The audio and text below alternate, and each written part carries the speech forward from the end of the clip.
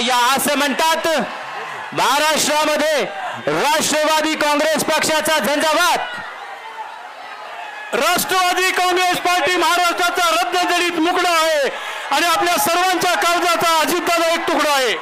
राष्ट्रवादी काँग्रेस पक्षाचा एकच वादा, एकच वादा, अजितदादा तुम आगे बढ़ो.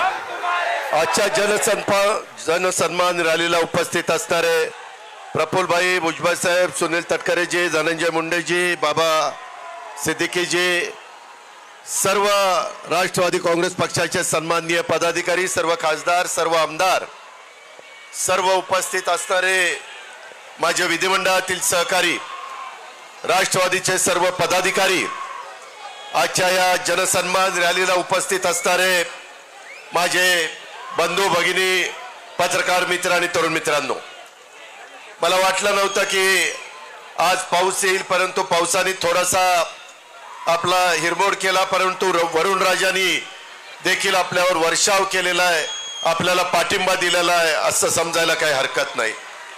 मित्रांनो, लोकसभेच्या निवडणुकीच्या निकालाच्या नंतर मी पहिल्यांदाच आपल्या सगळ्यांच्या समोर इथं उभा आहे आणि मला आपल्याला एकच सांगायचं आहे की मी आपल्या सगळ्यांच्या समोर एक विकास आणि गरीब लोकांना मदत करण्याच्या हेतूने उभा आहे. संपूर्ण राज्यामध्ये विधानसभेच्या निवडणुकीच्या निमित्तानं कानाकोपऱ्यामध्ये जाऊन आम्ही हाच विचार सर्व जनतेला सांगण्याचा प्रयत्न करणार आहे. तुम्ही पहा, मी जो मधल्या काळामध्ये निर्णय घेतला, तो निर्णय घेतलेला असताना काहींनी थोडंसं वेगवेगळ्या प्रकारचं मत व्यक्त केलं, परंतु राष्ट्रवादी काँग्रेस पक्षाच्या असंख्य आमदारांनी विकासाच्या करता तो मुद्दा, विकासाच्या करता तो निर्णय हा घेतलेला होता आणि ते चित्र तुम्हाला सगळ्यांना पाहायला मिळालं. लोकसभेच्या निवडणुकीच्या निमित्तानं आपल्याला थोडं अपयश आलं, परंतु मी कार्यकर्त्यांना सांगेन, जनतेला सांगेन, अपयश आलं म्हणून खचून जायचं नसतं. आणि कालच्या विधान परिषदेच्या निवडणुकीमध्ये 9 आमदार आपले निवडून आले म्हणून हुरळून पण जायचं नसतं. यश पण पचायला शिकलं पाहिजे आणि अपयश आलं तरी खचून न जाता मोठ्या नव्या उमेदीनं लोकांच्या समोर जाण्याच्या करता आपण तयारी ठेवली पाहिजे आणि तीच तयारी मी आणि माझ्या सगळ्या सहकारी मित्रांनी ठेवलेली आहे. तुम्ही पाहा, कालच्या निवडणुकीमध्ये शिवाजीराव गर्जे असंख्य वर्ष तुमच्या माझ्या राष्ट्रवादी काँग्रेस पक्षामध्ये एक कार्यकर्ता म्हणून काम करणारे, सगळ्यांना आलेल्या गेलेल्यांचं जे काही अडीअडचणी आहेत ते समजून घेणारे, त्या आम्हा लोकांच्या कानावर घालणारे, अशा पद्धतीनं जे शिवाजीराव गर्जे होते, अनेक वर्ष आमच्या सगळ्यांच्या मनात होतं की त्यांना संधी मिळाली पाहिजे, परंतु काही ना काही अडचणी येत होत्या. काल मात्र राष्ट्रवादी काँग्रेस पक्षाने शिवाजीराव गर्जेंना आमदार करण्याचं काम केलं, सगळ्यांनी आशीर्वाद देण्याचं काम केलं. दुसरा एक तरुण सहकारी आपला परभणीचा राजेश विटेकर, की ज्याला आपण लोकसभेची उमेदवारी देणार होतो, परंतु काही कारणाने आपण तिथं जरा थांबलो. आपल्यातले सहकारी महादेव जानकरांना ती उमेदवारी दिली आणि त्यावेळेस पहिल्या सभेमध्ये मी सांगितलेलं होतं की राजेश, 6 महिन्याच्या आत राष्ट्रवादी काँग्रेस पक्ष तुला आमदार केल्याशिवाय गप्प बसणार नाही आणि तो निर्णय आपण कालच्या निवडणुकीच्या निमित्तानं उभ्या महाराष्ट्राला दाखवून दिला. आपण शब्दाचे पक्के आहोत. जो आपला वादा असतो तो वादा आपला पक्का असतो, हे महाराष्ट्राला माहिती आहे. मित्रांनो, अनेक गोष्टी आहेत. माझ्या आया बहिणी इथं असंख्य संख्येने आहेत. मला ज्यावेळेस अर्थ मंत्रालय मिळालं त्यावेळेस मी विचार केलेला होता की यावेळेस काही झालं तरी आपण त्यामध्ये विकास आणि गरिबी ह्या करता मदत करायची आहे. मित्रांनो, तशा पद्धतीने आपण निर्णय घेतला आणि आपल्या महिलांच्या करता लेक बहीण माझी लाडकी बहीण योजना, ही योजना आपण आणली. काही विरोधकांनी आमच्यावर टीका केली, माझ्याबद्दल काही वेडवाकडं बोलले, परंतु त्याला मी फार महत्व दिलं नाही. कारण मला जाणीव होती, मला खात्री होती, महायुतीच्या वतीनं एकनाथराव शिंदे असतील, देवेंद्र फडणवीस असेल, मी असेल किंवा माझे सगळे सहकारी असतील, आपण ती योजना चांगल्या प्रकारे राबवू शकतो, हा एक विश्वास मला होता. का तर त्याच्यात माझ्या गरीब महिलेला मला मदत करायची होती, माझ्या मातेला मला मदत करायची होती, माझ्या मुलीला मला मदत करायची होती. आणि तशा पद्धतीचं काम आपण 1 जुलैपासून सुरू केलेलं आहे. मला आजच्या सभेच्या निमित्तानं उभ्या महाराष्ट्रातल्या माता भगिनी आणि मुलींना सांगायचंय, तुम्ही काळजी करू नका. जुलै ऑगस्ट मध्ये जरी फॉर्म भरायला तुम्ही अर्ज करा, तो तुमचा अधिकार आहे. तो अर्ज केल्यानंतर तो अर्ज वेळेमध्ये कसा मंजूर होईल याबद्दलची खबरदारी आम्ही घेऊ, त्याबद्दलची काळजी आम्ही घेऊ. मगाशी माझ्या काही महिला म्हणाल्या की अजित पवार ह्याच्यामध्ये काही त्रुटी होत्या, आम्ही त्याच्याकरता रेशन शिधाव कार्ड, वाटप कार्ड आपण त्यामध्ये मंजूर केलं, आपण पिवळं रेशन कार्ड आपण मंजूर केलं, भगवं रेशन कार्ड मंजूर केलं. का तर माझ्या आया बहिणींना, माझ्या मुलींना त्रास कमी व्हावा म्हणून.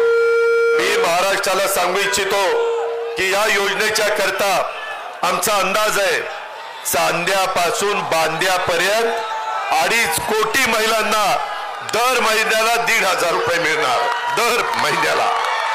म्हणजे 2 महिन्याचे पैसे. ऑक्टोबर मध्येच भाऊबीज, रक्षाबंधन आहे, राखी पौर्णिमा 19 तारखेला, साधारण त्यावेळेस त्या माझ्या भगिनीच्या खात्यावर बँकेत 3,000 रुपये देण्याचा निर्णय आपण घेतलेला आहे. काळजी करू नका. माझी दुसरी एक विनंती आहे, काही माझ्या युतीचे सहकारी म्हणाले की ही जी सभा होतीये त्याच्यामध्ये राष्ट्रवादी काँग्रेस पक्षाचं सगळं दिसतंय, परंतु ही राष्ट्रवादी काँग्रेस पक्षाची सभा आहे. पुढे आमच्या विभागामध्ये युतीच्या सभा होणार आहेत, ज्याला एकनाथराव शिंदे शिवसेना असेल, ज्याच्यात देवेंद्र फडणवीस भाजप असेल, ज्याच्यात अजित पवार आणि त्यांचे राष्ट्रवादी काँग्रेसचे सगळे सहकारी असतील, अशी महायुतीची आणि त्यांच्या मित्र पक्षांच्या सभा प्रत्येक विभागामध्ये होणार आहे, प्रत्येक जिल्ह्यामध्ये होणार आहे. त्याच्यामुळं ह्या सभेचा आणि त्याचा अर्थार्थी संबंध नाही. हे राष्ट्रवादी काँग्रेस पक्षाने जनसन्मान रॅली सुरू केलेली आहे. ती रॅली सुरू करत असताना आम्ही कुणालाही वंचित ठेवलेलं नाहीये. आज मी सकाळी माझ्या काही महिलांचे अर्ज पंचायत समिती बारामतीमध्ये स्वीकारायला गेलो. त्याच्यामध्ये एक म्हणाली, दादा तुम्ही त्याच्यामध्ये सांगितलं 4 चाकी वाहन असल्यावर त्यांना मिळणार नाही. म्हणलं ट्रॅक्टर असला तरी त्यांना मिळणार. पण ते म्हणले की दादा माझा नवरा ड्रायव्हर आहे आणि तो रात्री गाडी घेऊन माझ्या घरी येतो आणि त्याच्यामुळे ती गाडी तर आमचीच समजतील आणि मग 4 चाकी वाहन आमची काय चूक आहे. मी तमाम माझ्या ड्रायव्हर लोकांना महाराष्ट्रातल्या सांगतो, त्यांच्या सगळ्या पत्नींना सांगतो, भगिनी वर्गाला सांगतो, मुलींना सांगतो, काळजी करू नका. ज्यांच्या स्वतःच्या नावावर गाडी आहे अशांना त्याच्यामध्ये धरलं जाणार नाही. जे ड्रायव्हिंग करतात त्यांना त्याच्यामध्ये धरलं जाणार आहे. 2.5 लाखापर्यंत उत्पन्न असणाऱ्या सगळ्या माझ्या आया बहिणींना आणि मुलींना त्यामध्ये धरलं जाणार आहे. आपण अजिबात काळजी करू नका. एवढ्यावरच आपण थांबलेलो नाही. आपण 3 गॅस सिलेंडर वर्षाला, त्याचेही पैसे माझ्या बहिणीच्या अकाउंटला, माझ्या मुलीच्या अकाउंटला, माझ्या मातेच्या अकाउंटला जाणार आहे. उत्पन्न मर्यादित असलं पाहिजे 2.5 लाखाच्या आत. मित्रांनो, मी महाराष्ट्राचा विचार केला, तसाच मी बारामतीचा विचार केला. बारामतीमध्ये साधारण वर्षाला माझ्या आया बहिणींना आणि मुलींना 180 कोटी रुपये वर्षाला मिळणार आहेत. किती? 180 कोटी. आणि कमी जास्त तालुके आहेत, काही तालुके लहान आहेत, तिथे 150 कोटी मिळतील वर्षाला. काही ठिकाणी माझी लाडकी बहीण योजनेमध्ये कमी पैसे 125 कोटी मिळतील लोकसंख्येचा विचार करता, परंतु ह्या सगळ्या राज्याला मिळून 46,000 कोटी रुपये वर्षाला मिळणार. किती? 46,000 कोटी. काही काही राज्यांची बजेट एवढी नाहीये. आपण तेवढं माझी महिला सक्षम व्हावी, माझी महिला आत्मनिर्भर व्हावी, तिला एक विश्वास वाटावा की मला माझ्या घरच्या पुरुष मंडळींवर अवलंबून राहावं लागत नाही. मला काही का होईना वर्षाला 18,000 रुपये देण्याचं काम या महायुतीच्या सरकारने केलेलं आहे. मी सगळ्यांना हेही सांगतो, हे सातत्य आपल्याला टिकवायचं आहे, पण त्याकरता महाराष्ट्रातल्या जनतेला एक विचार करावा लागणार आहे की पुढे येणाऱ्या विधानसभेमध्ये देखील महायुतीला आपल्याला निवडून द्यायचं आहे, तर आपली योजना पुढे कायमची चालणार आहे, तर आपल्याला कायमचे पैसे मिळणार आहेत. हौसे नवसे गवसे येतील, काही सांगण्याचा प्रयत्न करतील, त्यांच्यावर विश्वास ठेवू नका. हा अजितदादा शब्दाचा पक्का आहे, त्यामध्ये कुठं बदलणार नाही, ही पण गोष्ट आपण लक्षात ठेवा. आणि मी फक्त आमच्या महिलांना नाही दिलं, मी गरिबांना द्यायचा प्रयत्न केलाय, विकासाला पैसा देण्याचा प्रयत्न केलाय. मुख्यमंत्री उपमुख्यमंत्री माझ्या जोडीला होते, आम्ही कुणालाही तसं वंचित ठेवलेलं नाही. माझा शेतकरी सतत मला म्हणायचा, दादा आम्हाला 3चं लाईटचं बिल भरता येत नाही, 5चं लाईटचं बिल भरता येत नाही, फार अडचण होती, ओढाताण होती, 7.5चं बिल भरता येत नाही. आमच्या मनात होतं, सगळे मंत्री आमदार मला सांगायचे की एकदा निर्णय घ्या, शेवटी वेळ यावी लागते, आणि ती वेळ त्या अर्थसंकल्पामध्ये आली. आपण 44 लाख शेतकऱ्यांना 14,000 कोटी रुपये माफ करून टाकले. 14,000 कोटी रुपये वीज माफी. आता तुम्हाला आमच्या महावितरणचा अधिकारी वीज बिल भरा म्हणून सांगायला येणार नाही, तुम्हाला ते माफ केलेलं आहे. आता काळ्या आईची सेवा चांगली करा, चांगल्या प्रकारे पिकं काढा, धान्य काढा, फळं भाजीपाला जे काही तुम्हाला पिकवायचं ते पिकवा. कृषी मंत्री इथं आहे, ते 1 रुपयामध्ये पीक विमा तुम्हाला देत आहेत.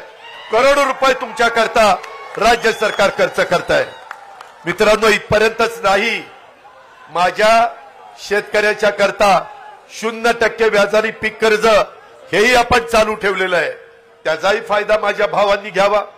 आमचे विरोधक काय टीका करतात, अरे आया बहिणींच्याकडे लक्ष दिलं, महिलांच्याकडे लक्ष दिलं, पुरुषांच्याकडे दुर्लक्ष केलं. अरे असं कसं करेल, पुरुषांच्याकडे दुर्लक्ष करून कसं चालेल? आमची पण ती भाऊ आहेत, आमची पण ती मुलं आहेत, आमचे पण ते वडील आहेत, त्याच्यावर त्यांच्याकडे मी दुर्लक्ष कदापि करणार नाही, तशा पद्धतीनं मी वागणार नाही. मित्रांनो, उलट आता माझ्या शेतकरी वर्गाच्या करता धनंजयनी माझ्या लक्षात आणून दिलं, कॅबिनेटला सांगितलं की आपल्याला सोयाबीन आणि कापूस उत्पादक शेतकऱ्याला पैसे द्यायचे राहिले. धानाला प्रफुल्लभाई पटेल यांच्या भंडारा गोंदिया चंद्रपूर गडचिरोली तिकडे धान पिकतं, कोकणात यांचं धान्य पिकतं, त्यामध्ये आम्ही धानाला 20,000 रुपये दिले. त्याच्या पद्धतीनं एकरी 5,000 रुपये आपल्या कापूस आणि सोयाबीन उत्पादकांना आपण दिलेले 2 हेक्टर पर्यंत. मित्रांनो, शेवटी द्यायचं खूप मनापासून असतं, परंतु आपल्या तिजोरीमध्ये पण तेवढा पैसा लागतो. विकास पण साधला पाहिजे, विकासाला कुठं अडथळा येता कामा नये. कालच देशाचे पंतप्रधान आले, अरे तो दम विधानसभेपर्यंत टिकवा ना, जरा थांबा. त्यामध्ये मला तुम्हाला सांगायचंय, काल पंतप्रधान, मुख्यमंत्री, दोन्ही उपमुख्यमंत्री, काही मंत्रीगण 29,500 कोटीची कामं मुंबई सारख्या ठिकाणी आपण सुरू केली. भूमिपूजन आणि उद्घाटन, करोडो रुपयाची कामं चाललेली आहेत. मित्रांनो, आज पावसामुळे थोडीशी त्याच्यामध्ये अडथळा आला आणि त्यामुळे काही लोकांची भाषणं राहिली. मी परत सुपा परगणा, शिरसुपा परगणा आणि माझा लोणी बापकर आणि तो सगळा तिकडचा भाग, ह्या भागाच्या करता देखील आपण चांगल्या प्रकारची योजना ही जनाई शिरसाईला तर चांगल्या प्रकारचं पुनरुज्जीवन करण्याचा निर्णय आपण घेतलेलाच आहे. परंतु मधला जो टापू आहे त्याला पाण्याची गरज होती, तिथं देखील पाण्याची व्यवस्था केली. परंतु सगळ्यांना सांगून तो वेळ घेत नाही. तुम्ही माझ्या शब्दावर विश्वास ठेवा, मी त्या बाबतीमध्ये येईन आणि तिथं तुम्हाला त्याचा काय काय योजना, बजेटमध्ये किती तरतूद केली, काय केलं ते सगळं तुम्हाला सांगेन. तुम्ही काळजी करू नका. मित्रांनो, तुम्हाला एक सांगायचंय, विकास आणि गरिबीचा विचार करत असताना मी माझ्या भावंडांचा दुधाचा विचार केला. माझ्याही तालुक्यामध्ये दूध आहे, माझ्या पुणे जिल्ह्यात आहे, सोलापूरला आहे, नगरला आहे, माझ्या कोल्हापूरला आहे, सांगलीला आहे, सातारला आहे, माझ्या मराठवाड्यामध्ये बीडला आहे. सगळ्या भागामध्ये दूध उत्पादक शेतकरी आहे. त्यांच्याकरता 5 रुपये लिटरला पुन्हा दुधाचे भाव जोपर्यंत कमी आहेत तोपर्यंत कायम 5 रुपये अनुदान देण्याचा निर्णय आम्ही घेतलेला आहे. तेवढ्यावर थांबलो नाही. दुधाची पावडर मोठी आहे, शिल्लक आहे, ती परदेशामध्ये पाठवायला 30 रुपये किलो आपण अनुदान दिलेलं आहे. महायुतीने तो निर्णय घेतला. म्हणजे भावंडांच्या करता देखील आपण निर्णय घेतोय. मी सुरुवातीला तुम्हाला सांगितलं, गरीब, ह्या गरीबाकरता आपल्याला मदत करायची. ह्या गरीबाला आपल्याला इतरांच्या बरोबर आणायचंय, त्यांची परिस्थिती चांगली करायची, त्यांचं पर कॅपिटा उत्पन्न वाढवायचं आहे. उद्या एवढे 1000 कोटी रुपये मार्केटला आल्यानंतर छोटी मोठी दुकानं चालणार आहेत, किराणा मालाची दुकानं चालणार आहेत. माझ्या आया बहिणीला, माझ्या मुलीला जे काही खरेदी करायचं ते दुकान चालणार आहे. आणि एवढा पैसा हा ग्रामीण भागात आणि शहरी भागामध्ये चालणार आहे. हा निर्णय हा महायुती सरकार घेऊ शकतं. हा निर्णय आपण लोकांनी घेतलेला आहे. एवढ्यावरच आपण थांबलो नाही. शाहू फुले आंबेडकरांची विचारधारा मी सातत्याने तुम्हाला सांगतोय. 18 पगड जातीला बरोबर घेऊन युगपुरुष छत्रपती शिवाजी महाराजांनी हिंदवी स्वराज्याची स्थापना केली. हे आम्ही आयुष्यात विसरू शकत नाही. आणि त्याच 18 पगड जाती 12 बलुतेदारांना घेऊन आपण त्यामध्ये पुढे चाललेलो आहे. ह्या योजना आहेत आया बहिणींनो, ह्या सर्व जाती धर्माला, मागासवर्गीय, आदिवासी, माझे मुस्लिम, माझा ओबीसी, माझा भटक्या महिला, भटक्या समाजामध्ये मोडणाऱ्या, सर्वसाधारण समाजामध्ये मोडलेल्या सगळ्या जाती धर्माच्या महिलांच्या, मुलींच्या आणि मातांच्या करता ही योजना आहे. अट एवढीच आहे, 2.5 लाखाच्या आतमध्ये उत्पन्न पाहिजे. मला एक तुम्हाला सगळ्यांना सांगायचं आहे, ह्या सभेच्या निमित्तानं राज्यातल्या जनतेला सांगायचं आहे, बाबांनो, पाठीमागच्या काळात लोकसभेला काही वेगळ्या पद्धतीचं वातावरण तयार करण्याचा प्रयत्न झाला. आम्ही विकासाचं बोलत होतो, परंतु विकासावर आमच्यावर कुणीच बोललं नाही, कुणी टीका केली नाही. आम्ही गरिबीच्या बद्दल बोलत होतो, आमचे वेगवेगळे लाभार्थींना लाभ देण्याच्या बद्दल बोलत होतो. त्या सगळ्याला बाजूला ठेवून कारण नसताना घटनेचे शिल्पकार डॉक्टर बाबासाहेब आंबेडकर, अहो, ज्यांनी तुमच्या माझ्या देशाला घटना दिली, संविधान दिलं, आज जगामध्ये बाबासाहेबांचं कौतुक होत आहे. जगातला अतिशय मोठा पुतळा, जगाला हेवा वाटावा असा पुतळा आपण इंदू मिलच्या जागेवर 14 एकर जागेमध्ये करतोय. एवढाच चांगला पुतळ्याचं काम, स्मारकाचं काम पुढच्या पिढ्यानपिढ्या घटनेचे शिल्पकार डॉक्टर बाबासाहेब आंबेडकरची विचार, त्यांची विचारधारा प्रत्येकाच्या पर्यंत पोहोचली पाहिजे. त्यांचं संविधान, त्यांची घटना, त्याचा आदर आपण सगळ्यांनी केला पाहिजे. ही आमची भूमिका, तीच पंतप्रधानांनी मांडली. आम्ही संविधान दिन साजरा सुरू केला आणि आमच्या मागासवर्गीय समाजामध्ये आणि आदिवासी समाजामध्ये, अरे, हे 400 पार झाल्यावर घटना बदलतील, संविधान बदलतील, आपलं आरक्षण काढतील. किती खोटं बोलले, किती रेटून पण खोटं बोल, अशा प्रकारची गोष्ट ह्या लोकांनी केली. माझ्या मुस्लिम बांधवांना पण काही चुकीचं सांगण्याचा प्रयत्न केला. मित्रांनो, आम्ही महायुतीच्या सरकारमध्ये काम करतोय. मी आपल्याला सगळ्यांना विश्वास देऊ इच्छितो की तुमच्या माझ्या महाराष्ट्रामध्ये शाहू फुले आंबेडकरांच्या शिवछत्रपतींच्या महाराष्ट्रात काम करत असताना कुठल्याही जाती धर्माच्या महिलेवर, पुरुषावर, मुलावर, मुलीवर, मातेवर, वयस्कर माणसावर अन्याय होणार नाही याबद्दलची खबरदारी आम्ही घेऊ.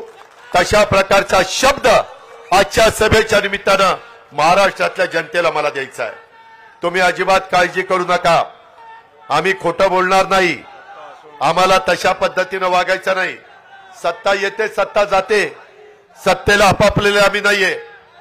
त्याच्यामध्ये मी नेहमी सांगतो ताम्रपट घेऊन कुणी जन्माला आलेलं नाहीये. परंतु मिळालेल्या सत्तेचा वापर पदाचा वापर हा गरिबाकरता झाला पाहिजे. हा माझ्या शेतकऱ्याकरता झाला पाहिजे. हा माझ्या महिलेकरता झाला पाहिजे. मला माझ्या शेतकऱ्यांना सांगायचंय.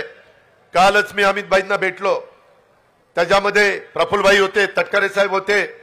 त्यांना सांगितलं की एमएसपी आपली साखरेची बरेच वर्ष वाढली नाही.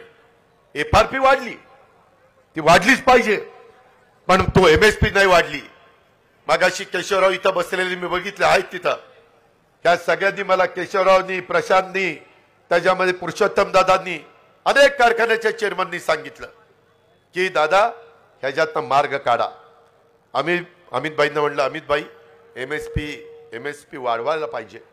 ते म्हणले काळजी करू नका, तुम्ही माझ्याकडे निवेदन द्या. लेखी निवेदन त्यांनी मागितलेलं आहे. मी उद्याच ते निवेदन पाठवणार आहे. ते म्हणाले की मी 20 तारखेला 21 तारखेला जिल्ह्याच्या दौऱ्यावर पुण्याच्या येणार आहे. हसन मुश्रीफ साहेबांनी पण तिथं जसं तुमच्या बारामतीमध्ये 1000 कोटीचं हॉस्पिटल पुण्यश्लोक अहिल्यादेवी होळकरांच्या नावाने आपण काढलेलं आहे, तशा पद्धतीनं कोल्हापूरला पण एक चांगल्या प्रकारचं हॉस्पिटल, ह्याचं भूमिपूजन, त्यांची बँक आहे, त्यांची इमारतीचं उद्घाटन. परंतु अमितभाई म्हणाले मी जरूर कार्यक्रम हसन मुश्रीफांचा स्वीकारेन, परंतु त्या दिवशी 10,000 झाडं लावायचा कार्यक्रम झाला पाहिजे. 10,000 रोपं तिथं लावायचा कार्यक्रम झाला पाहिजे. मगाशी कोणीतरी बोललं की बाबा शेवटी पाऊस काळ चांगला होण्याच्या करता झाडाची गरज आहे. पुढची पिढी आपल्याला माफ करणार नाही आपण चुकीचं केलं तर, आपण कमी पडलो तर. त्या प्रकारचं काम आता आम्ही सगळ्यांनी सुरू केलेलं आहे. तुम्ही बघताय मी तर अतिशय झाडं मोठ्या प्रमाणावर लावणारा एक कार्यकर्ता आहे. हे महाराष्ट्राने बघितलंय, जिल्ह्यांनी बघितलंय, तालुक्यांनी बघितलंय. अशा पद्धतीनं त्या कार्यक्रमाला ते येणार आहेत. त्यावेळेस मी कांदा माझ्या उत्पादक शेतकऱ्यांच्या करता पण सांगितलं की कांदा निर्यात बंदी आता अजिबात करायची नाही. त्यांनी सांगितलं ठीक आहे, परंतु काही जण चुकीच्या बातम्या सोडतात. 2 दिवसापूर्वी टीव्ही वाल्यांची बातमी चालली कांदा परदेशातनं आयात करताय. कांदा आयात केलेला नाही. दुधाची पावडर आयात केलेली नाही. आम्ही सगळ्यांनी ही गोष्ट सांगितलेली आहे. जसं शहरी भागातल्या लोकांना परवडलं पाहिजे तसं माझ्या उत्पादन करणारा शेतकरी त्यालाही परवडलं पाहिजे, त्याचाही प्रपंच चालला पाहिजे. त्यालाही 2 पैसे मिळाले तर तो त्याच्या कुटुंबाचा चांगल्या प्रकारचा विचार करेल. आत्महत्येपासून मला माझ्या महाराष्ट्रातल्या शेतकऱ्याला मागं खेचायचं आहे. त्याला सगळ्या सुविधा द्यायच्यात. तुम्ही घाबरू नका. राज्य सरकार तुमच्या पाठीशी आहे. केंद्र सरकारच्या कोट्यवधी रुपयाच्या योजना आपण तिथं आणण्याच्या करता कुठं कमी पडणार नाही. काल देशाच्या पंतप्रधानांनी पण सांगितलं जसं देशाची आर्थिक राजधानी मुंबई आहे तसं आता जगाची आर्थिक राजधानी मुंबई करण्याच्या करता आपण सगळेजण एकमेकाला मदत करू. ही भूमिका पंतप्रधानांनी मांडलेली आहे. मित्रांनो, कृपा करा आणि कुठेही आपण चुकीच्या प्रचारावर नरेटिव्ह जो काही सेट करण्याचा प्रयत्न करतात, खोटं सांगण्याचा प्रयत्न करतात, ह्या गोष्टीवर विश्वास ठेवू नका. मला अशाच माझ्या भगिनी भेटायच्या, म्हणायच्या दादा हे तुम्हाला पटतं का?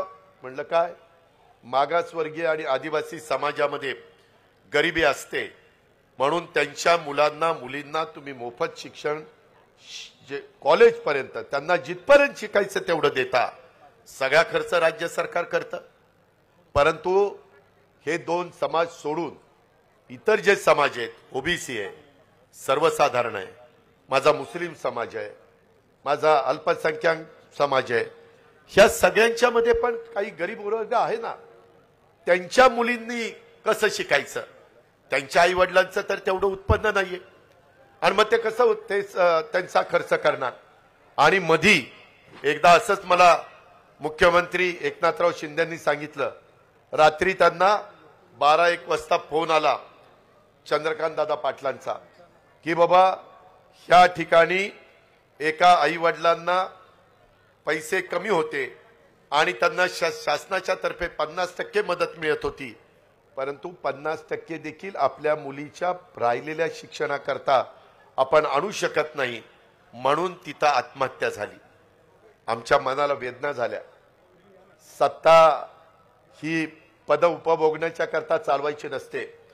त्यावेळेस आम्ही निर्णय घेतला की येणाऱ्या अर्थसंकल्पात सगळ्या जाती धर्माच्या मुलींना त्यांचे आई वडील गरीब असतील तर त्यांचं कॉलेजचं शिक्षण मोफत करायचं.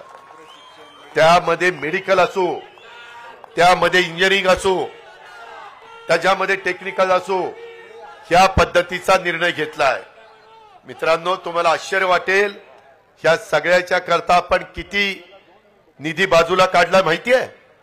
माझ्या लाडकी बहीण योजना 46,000 कोटी, माझ्या शेतकऱ्याला वीज माफी 14,000 कोटी झाले, 60,000 कोटी.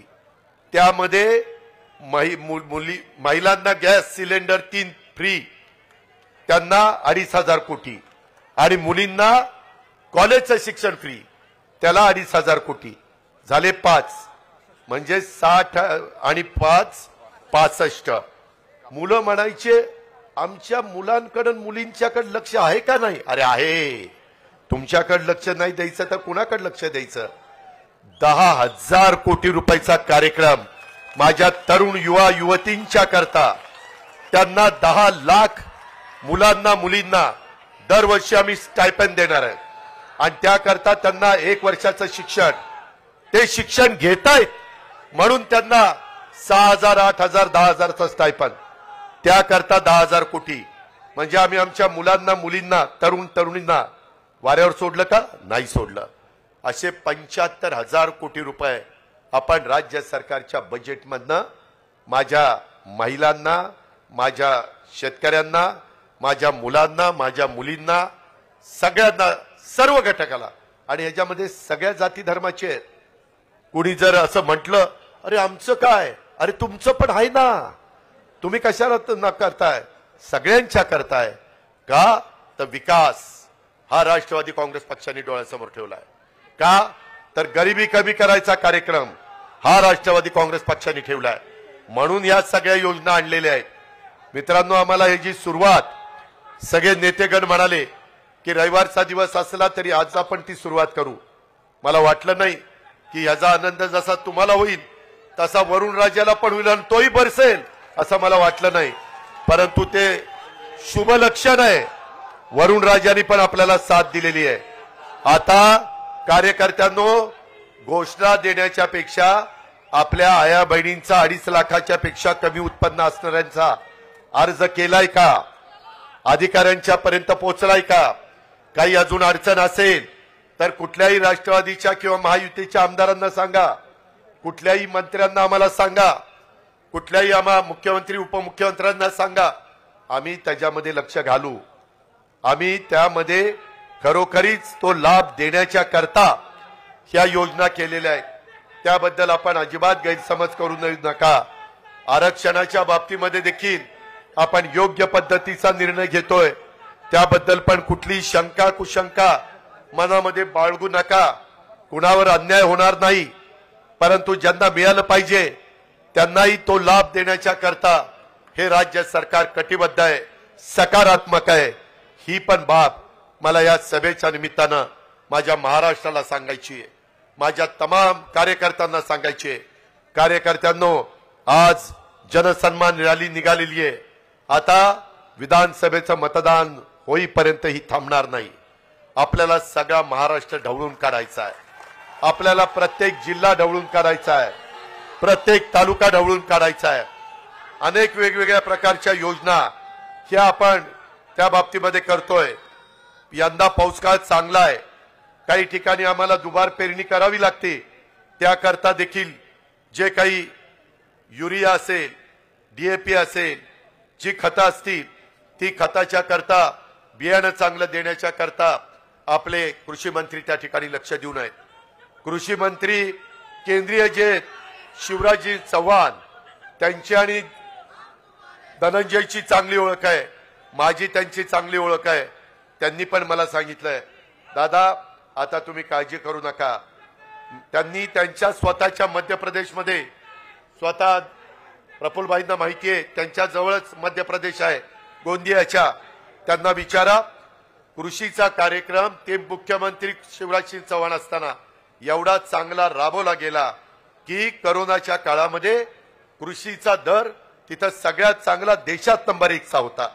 म्हणून देशाचे पंतप्रधान नरेंद्र मोदींनी त्यांच्याकडे कृषी विभागाची जबाबदारी दिलेली आहे.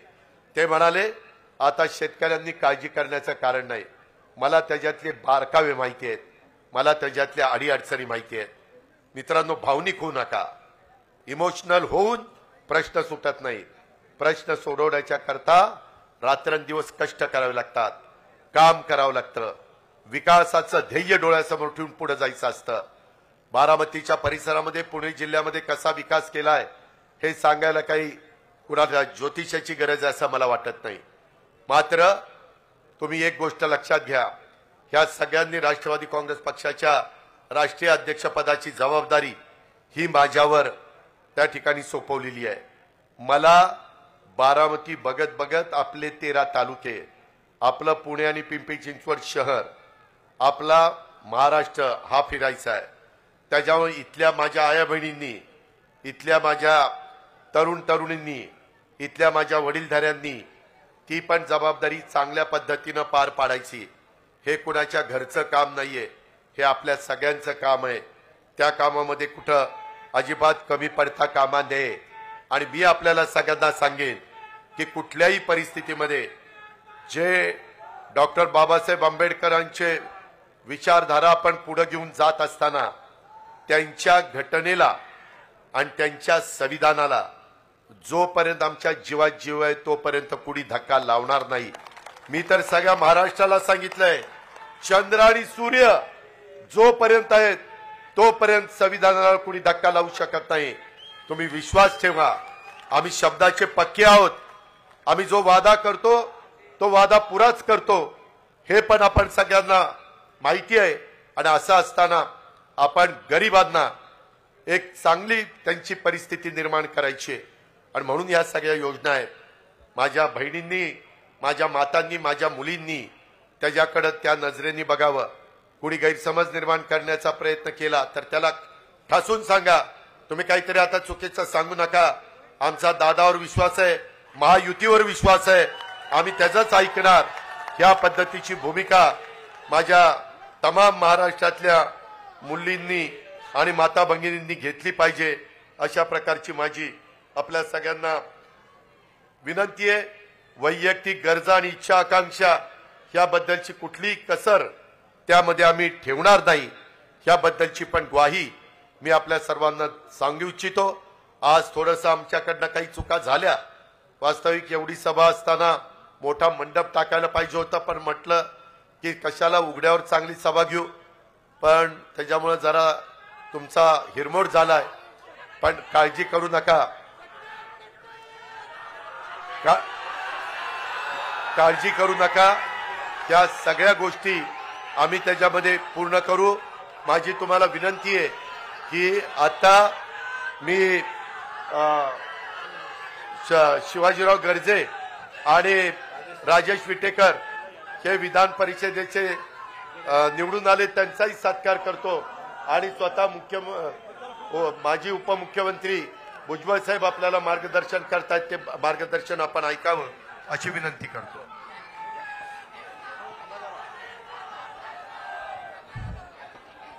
या राज्याचे उपमुख्यमंत्री अजितदादा, प्रांताध्यक्ष तटकरे साहेब, प्रफुल्ल पटेलजी, खासदार सुनेत्राताई, माझ्या सर्व सहकारी, माझ्या बांधवांनो, भगिनी आणि मातांनो, कुठले कुठले कार्यक्रम आम्ही राबवणार आहोत हे आपल्याला अजितदादांनी सगळ्यांनी सांगितलं. अजितदादांचं वैशिष्ट्य असं आहे की जवळपास 1,00,000 कोटी रुपयाची वेगवेगळ्या समाजाला हे पैसे दिले जाणार आहेत. 1,00,000 कोटी रुपये. मग ते महिलांना दिले जाणार, ते शेतकऱ्यांना दिले जाणार, ते विद्यार्थ्यांना दिले जाणार, सगळ्यांना दिले जाणार. आणि त्याची जबाबदारी जी आहे मुख्यमंत्री आणि उपमुख्यमंत्री आम्ही सगळ्यांनी ही अजितदादांच्या खांद्यावर टाकलेली आहे. कारण आम्हाला खात्री आहे की अजितदादांच्या खांद्यावर जी जबाबदारी आम्ही टाकू ती जबाबदारी ते पूर्ण केल्याशिवाय राहणार नाही. म्हणून ते जबाबदारी त्यांच्या खांद्यावर आहे. आता एक तुम्हाला सांगतो सगळ्या भगिनींना आणि भावांना सुद्धा की आमच्या सगळ्या भगिनींचे अर्ज भरा. ज्यांनी सुनेत्राताईंना मतदान केलं त्या भगिनींचे पण अर्ज भरा आणि ज्यांनी सुप्रियाताईला मतदान केलं त्यांचे सुद्धा अर्ज भरा. हे सगळ्या भगिनी ज्या आहेत त्या अजितदादांच्या आहेत. त्यामुळे सगळ्यांचे अर्ज जे आहेत तुम्ही भरायचे आहे. त्याच्यामध्ये भेदाभेद करायचा नाही. आता मी एक गोष्ट सांगणार आहे, जरा शांततेने ऐका. आता या बाबतीमध्ये इथे सांगण्यात आलं की होय आरक्षणाचा प्रश्न जो आहे अख्ख्या राज्यभर गाजतोय. काही लोकांचा प्रयत्न आहे की आपापसामध्ये लढाया मारामारे दंगे व्हावे. त्याने आरे म्हटलं की आम्ही कार्य म्हणावं. माझी आपल्याला सगळ्यांना विनंती आहे, मराठा समाजाला आरक्षण मिळालं पाहिजे ही आमची भूमिका आहे. छत्रपती शिवाजी महाराज फुले शाहू आंबेडकरांच्या मार्गाने आम्ही जाणार आहोत. आमचं म्हणणं एवढंच आहे की दुसऱ्या कुणाला ज्यांना आरक्षण मिळालं त्यांच्यावर अन्याय होणार नाही एवढी आमची काळजी आपण घेतली पाहिजे.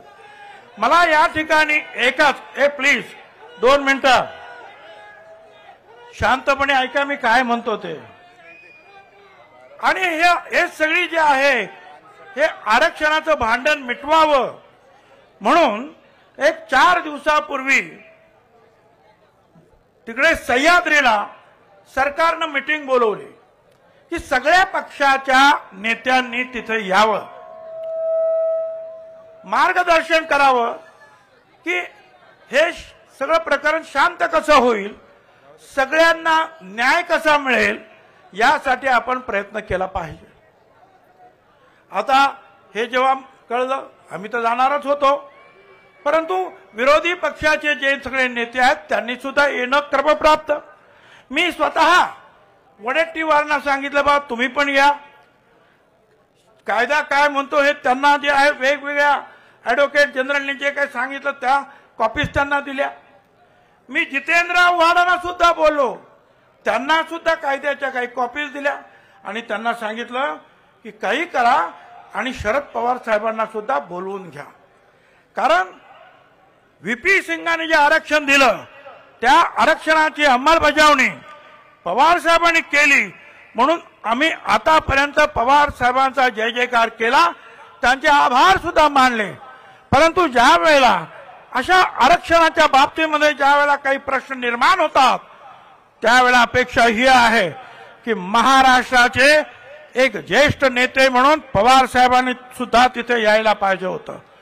परंतु असं सांगितलं जातं की सगळे येणार होते, पण 5 वाजता बारामतीवरून कुणाचा तरी फोन गेला आणि विरोधी पक्षाचे सगळे येणारे नेते यांनी बहिष्कार टाकला.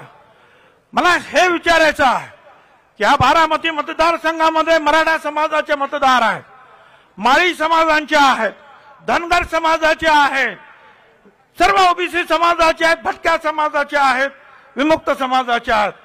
सगळ्यांनी मतं दिली. ती सुनेत्राताईंना दिली असतील तसं ती सुप्रियाताईंना सुद्धा दिली. पण मग या सगळ्यांच्या बाबतीमध्ये त्या सगळ्यांचं संरक्षण करणं हे तुमचं काम नाही. तुमचा राग आमच्यावर असेल, तुमचा राग अजितदादावर असेल, तुमचा राग छगन भुजबळवर असेल, पण या ओबीसी समाजानं तुमचं काय घोडं मारलंय? का तुम्ही येत नाही?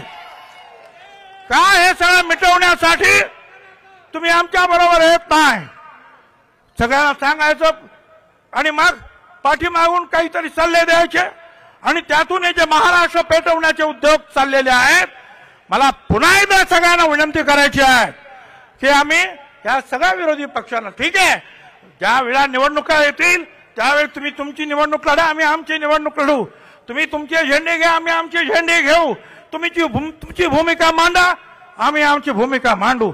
पण या राज्यातले सामाजिक प्रश्न सोडवत असताना मुद्दाम होऊन त्याच्यावर बायकॉट टाकायचा मुद्दाम होऊन यायचं नाही आणि ओबीसी समाजाला असेल मागास वर्गांना असेल वाऱ्यावर सोडायचं हे अजिबात योग्य नाही.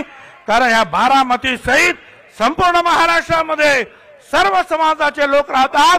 मराठापासून तर दलित आणि आदिवासी पर्यंत हे सगळे समाज तुमचे आहेत हे सगळे समाज आमचे आहेत आणि म्हणून एकत्र येऊन हा प्रश्न सोडवण्यासाठी आपण प्रयत्न केला पाहिजे. ती सुबुद्धी आपल्या सगळ्या विरोधी पक्षाच्या नेत्यांना मिळो अशी परमेश्वराकडे प्रार्थना करतो. थांबतो. धन्यवाद. जय हिंद. जय महाराष्ट्र. हॅलो धन्यवाद. या ठिकाणी नवनिर्वाचित राज्यसभा खासदार आणि विधान परिषद सदस्य यांचा सन्मान होतोय.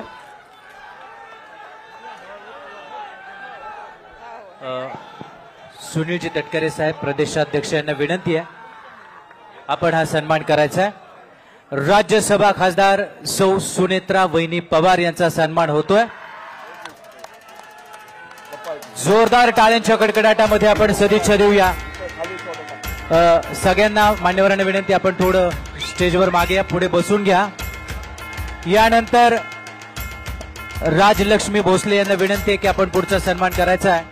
आमदार राजेश विटेकर यांचा सन्मान होतोय. त्याचबरोबर आदरणीय आमदार शिवाजीराव गर्जे या ठिकाणी सुनेत्रा वहिनी पवार विटेकर साहेब आणि गर्जे साहेब या सगळ्यांना खूप खूप शुभेच्छा आपण देऊया. यानंतर सगळ्या मान्यवरांना विनंती कृपया आपण स्थानापन्न व्हावं. 2 मिनिटं सगळे इथेच थांबा जाऊ नका कारण आणखी एक सन्मान होणार आहे त्यानंतर आभार होणार आहे त्यानंतर राष्ट्रगीताने समारोप होणार आहे. जे बोलतो तेच करतो आणि जे करतो तेच बोलतो. शब्दाला पक्का असणारा विकासाचा एक्का म्हणून ज्यांची ख्याती सबंध महाराष्ट्रभर आहे त्या आदरणीय दादांसमवेत सर्व सन्माननीय मान्यवर महाराष्ट्राची धुरा ज्यांच्या खांद्यावर या ठिकाणी घेत आहेत त्या सगळ्यांना खूप साऱ्या सदिच्छा देऊया.